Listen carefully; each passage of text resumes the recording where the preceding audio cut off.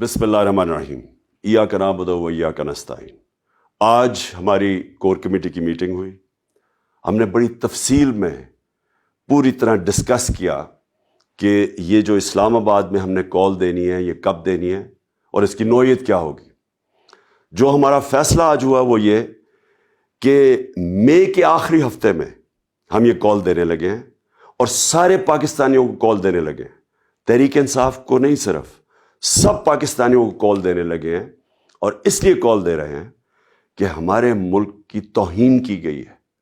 ایک بیرون ملک سازش کے تحت پاکستان کے کرپٹ ترین لوگوں کو ملک پر مسلط کیا گیا۔ کیبنٹ میں 60% لوگ ضمانت پہ ہیں۔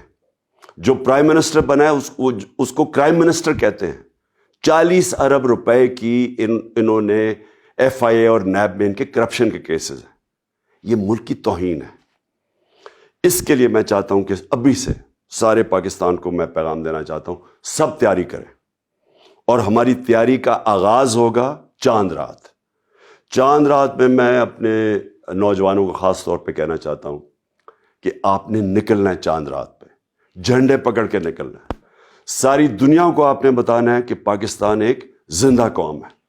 اور انشاءاللہ اس کے بعد جو ہمارا اگلا لائحہ عمل ہوگا وہ پوری تیاری ہوگی ہماری اسلام آباد مارچ، جو میرا ایمان ہے کہ پاکستان کی تاریخ کی یہ سب سے بڑی ایک ایسا مجمع جمع ہوگا، ایک عوام کا سمندر اسلام آباد میں آئے گا جو کہ یہ بتائے گا کہ کبھی اس کے بعد کوئی بیرونی ملک ہمارے اوپر ایک کرپٹ ٹولے کو مسلط نہیں کر سکے گا۔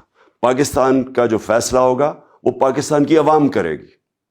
پاکستان زندہ باد۔